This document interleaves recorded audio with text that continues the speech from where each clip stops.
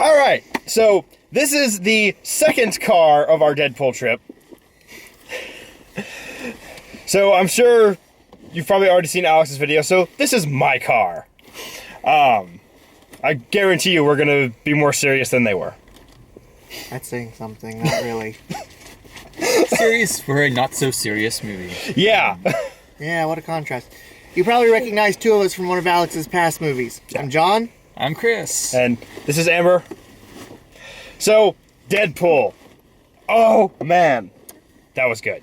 Let's say going into this, I expected raunchy humor, lots of fourth wall breaking, and general silliness. I was not disappointed.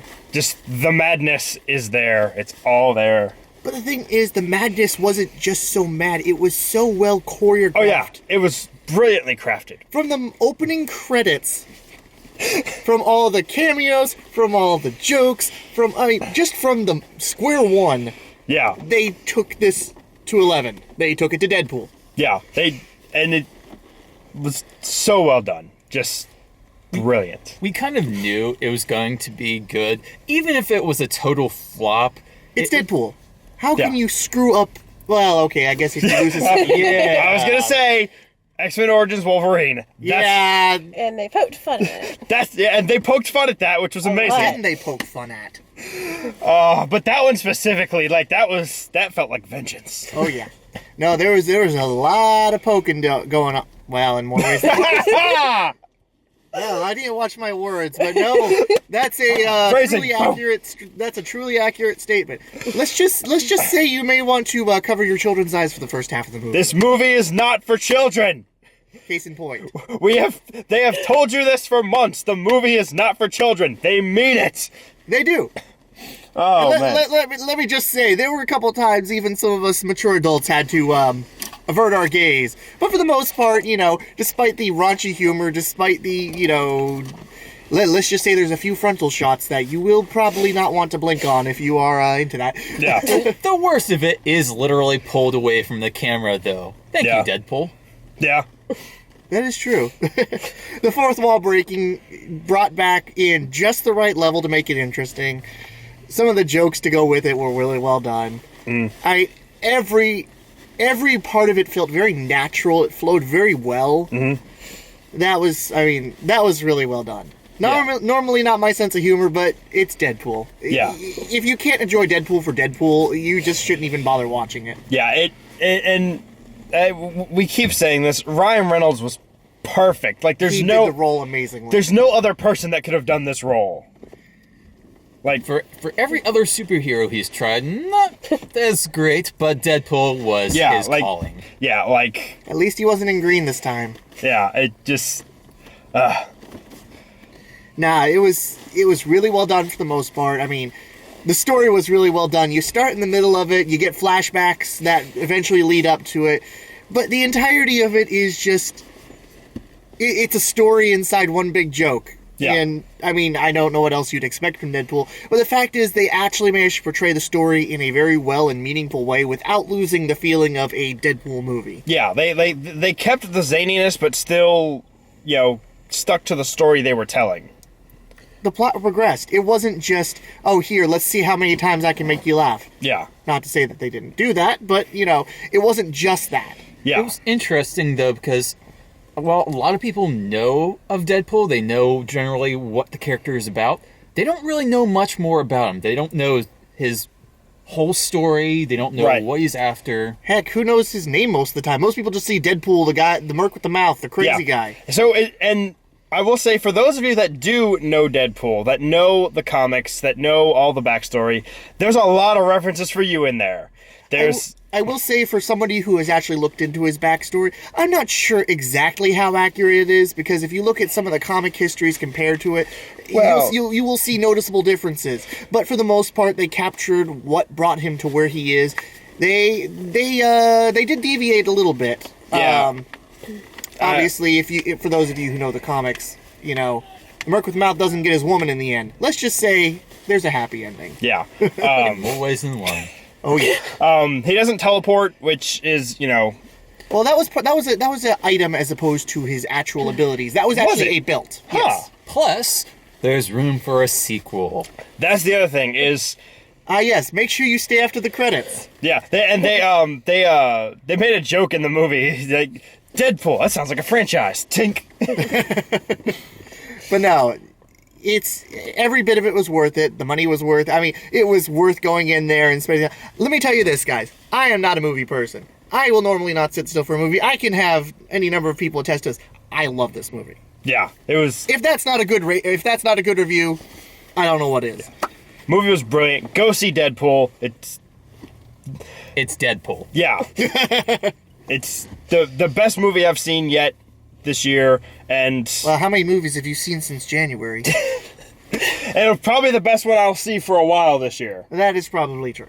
But as a whole, it was a very good movie. I'd probably rate it a 4.5 out of 5. There were a couple moments here and there. There were a couple moments that just felt awkward, but for the most part, everything was really well done. I mean, yes, Stanley is in it. There's only one thing that actually puzzled me. And what's that? How they're planning of trying to tie this into canon. They never explained that for how it's fitting in with the X-Men universe.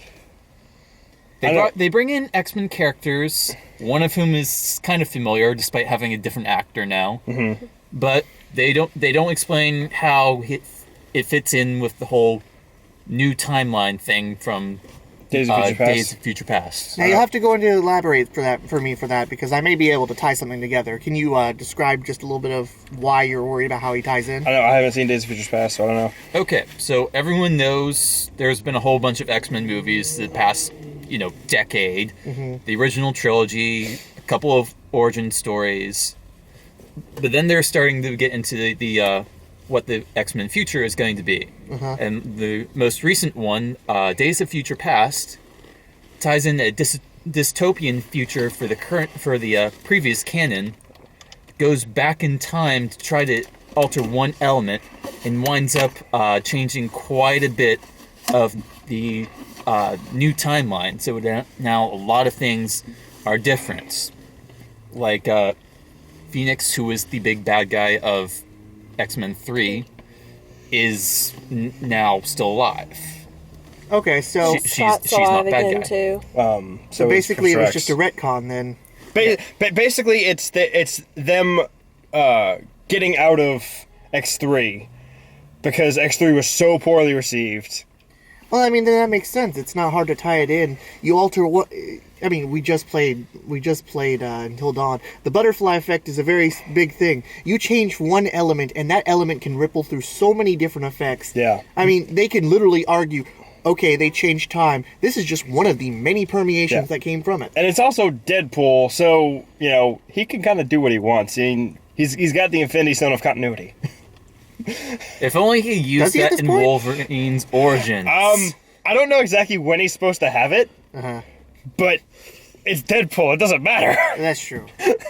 I was a little disappointed at the lack of inner voices, though. Yeah, the inner voices was a bit missed, but, Yeah, they didn't really explain too much of how he went crazier. Yeah. Well, to be fair, he didn't need to go crazier in the movie. He was crazy enough with his personality as it was. I think it was just more of he was an asshole before, and he's just even more of an asshole now. Yeah. Oh, yeah. An asshole, and then an asshole for vendetta. Exactly. Either way, it was a very good movie. Yeah, it's a definite must-see on my list. Fantastic. Go see Deadpool when it comes out. Buy the DVD, Blu-ray. Don't forget the merchandise. And the merchandise. Great movie. We need to give them more money and not complain to Fox so they get a sequel. Wait.